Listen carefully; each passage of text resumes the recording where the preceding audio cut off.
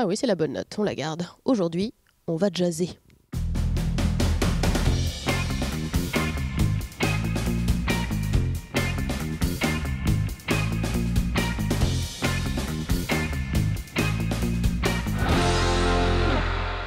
Bonjour à tous, soyez les bienvenus dans Sur Place, l'émission qui se déplace au gré de l'actualité. Et aujourd'hui, on va célébrer un anniversaire exceptionnel puisqu'il y a 100 ans, jour pour jour, le jazz débarquait en Europe et il débarquait ici même à Nantes, au Théâtre Gralin.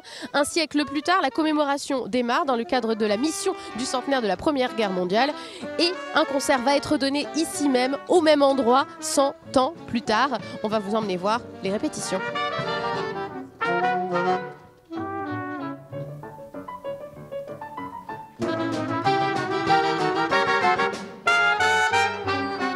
Mathieu Jouan, bonjour.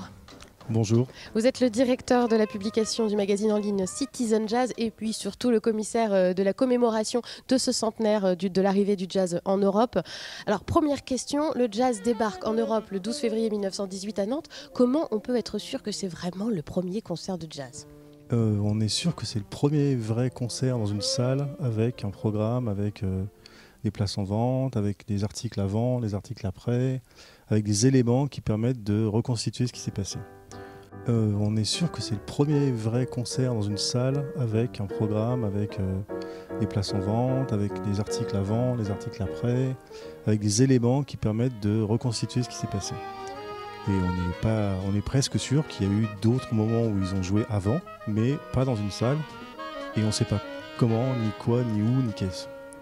Donc on garde cette date-là, comme on garde le 14 juillet 89, comme celle de la Révolution française, alors qu'on sait bien que ça s'est passé avant et après. Voilà.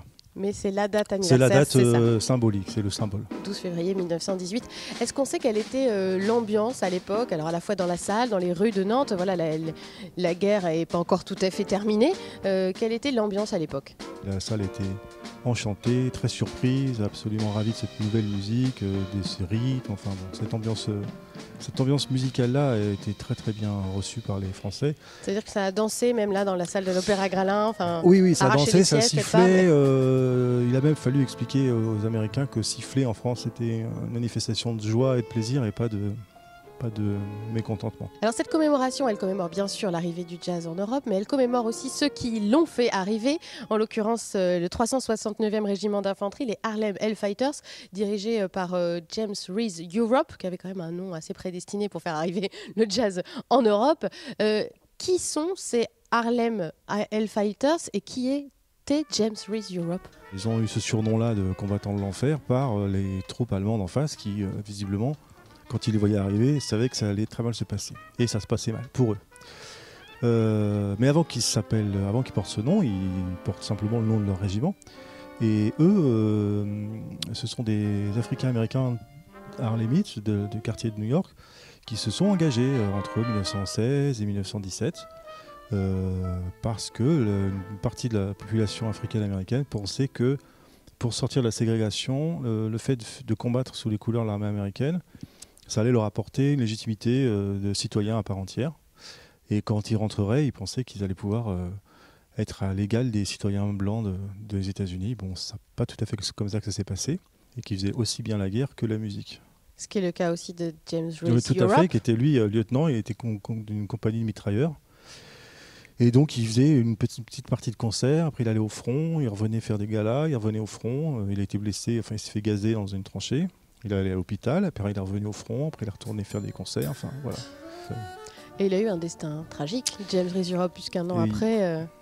il est revenu comme un héros, et il a fait la grande parade de 1919 dans les rues de New York, et puis il a fait une grande tournée triomphale avec l'orchestre des Harlem Hellfighters, et puis il s'est fait assassiner par son batteur dans une rixe, dans les loges. On commémore enfin cet anniversaire, on pourrait dire. Il va y avoir une plaque qui va être dévoilée aujourd'hui aussi en présence de la ministre des Armées, Geneviève Darrieussecq.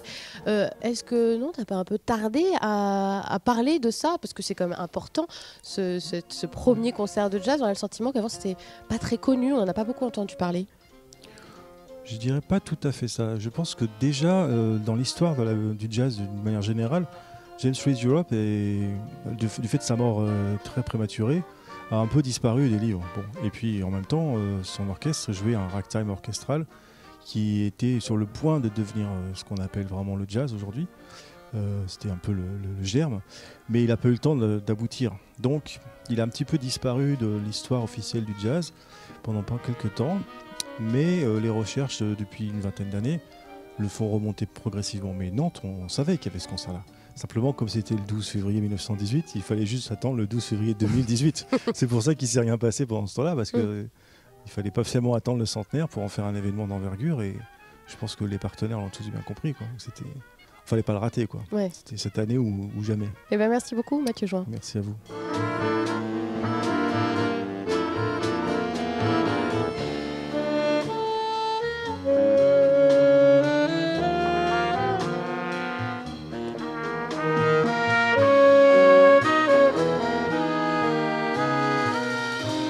Je suis avec Alban Darche, bonjour.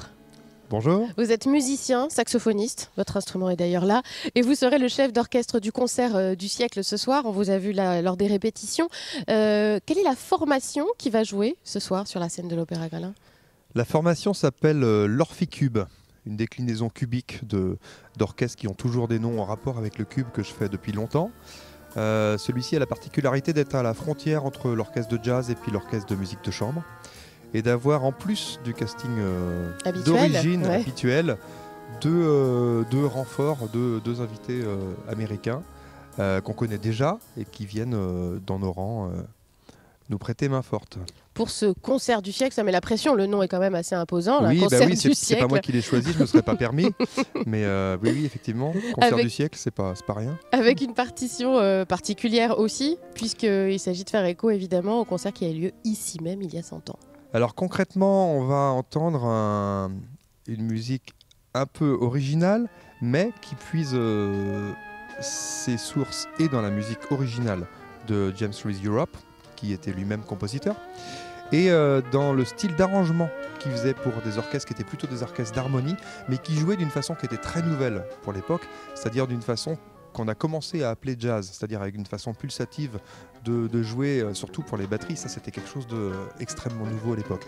Donc il y a quand même aussi des ragtime, des foxtrot, des musiques de danse qui arrivaient en Europe à cette époque-là et qui étaient sa pratique à lui habituelle à New York. Donc c'est un mix de musique militaire, de musique de marche, d'hymnes patriotiques et puis de ragtime. Donc pas facile de se dépêtrer avec ce cahier des charges. Quelle signification ça a pour vous de jouer ce soir en hommage à ce premier concert qui a introduit le jazz en Europe? Ça a une signification particulière? Ben oui, c'est assez fort de signes. Alors évidemment, ça a une signification historique qui est importante pour tout le monde. Moi, localement, je trouve ça important parce que je suis du coin, j'ai habité même à Saint-Nazaire et puis j'habitais à Brest quand j'étais tout petit.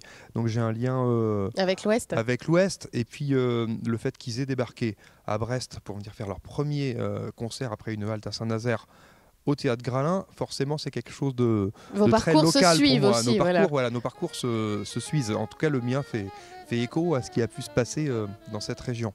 Et puis en plus, il y a les 100 ans d'une musique que j'affectionne. Alors 100 ans de jazz, c'est dur à dater. En tout cas, 100 ans du premier concert de jazz en Europe. Ça, c'est quand même un truc important. Et tout le monde a l'air d'accord pour dire que c'était vraiment le premier concert de jazz sur le territoire. Donc voilà, vous n'avez pas du tout la pression pour ce soir. Pas du tout. Pas du tout. Très détendu.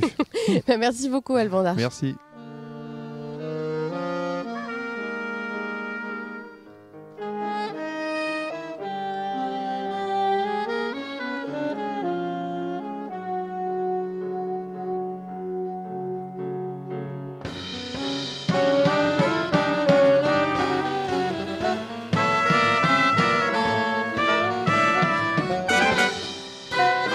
À présent à l'Hôtel de France, juste à côté du Théâtre Gralin, avec les petites filles de James Reese Europe qui a donné le premier concert de jazz en Europe. On est vraiment très honorés d'être avec vous. We are very honored to be with you today. What is the meaning for you to be here today? Quelle est la signification pour vous d'être ici ce soir à Nantes où le jazz a débarqué en Europe? Well, we grew up with it in our family. Our father kept his father's name alive for all of us. And it's wonderful to be here, and we're looking forward to the concert this evening. Well, we traveled 24 hours to be here. We're still a little tired, but we are excited to be here, yes. Donc voilà, c'est très important pour leur famille puisque le nom de James Reese a été transmis par leur père aussi, leur a été transmis, la mémoire leur a été transmise. Elles sont très contentes d'être là et elles ont fait 24 heures d'avion pour être là et elles sont fatiguées mais vraiment impatientes d'assister au concert. How did the memory of this first concert in Europe has been kept alive in your family? Comment ce souvenir a été transmis dans votre famille au fil des ans? Well, our father, he was only 2 years old when the lieutenant, as we affectionately refer to him, when he passed away. So he spent a good deal of time researching about his father and then shared that information with us. So to be here 100 years later is quite an honor. Each one of us, we all have children in our family. Myself, my sister Lynn, her son Jared has kept Jesse, the legacy alive. They're both performers, writers, entertainers. My brother, his son, also, his name is Rob Europe. He has kept the legacy alive. He's a writer, he's a performer, and it's just in our blood. Music is in our blood, writing in our blood, and it's just such an honor to be here, to be in this great city. We can't wait till tonight to see what Matthew has put together. I'm sure it's going to be amazing.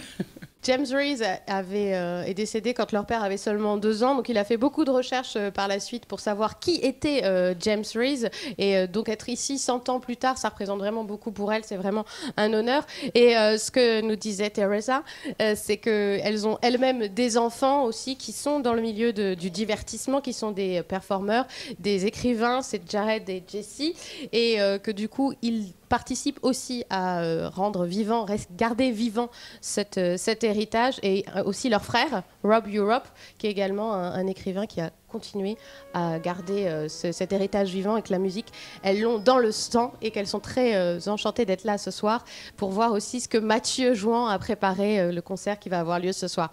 Thank you very much, ladies. Have a good evening. Merci. Yes, merci.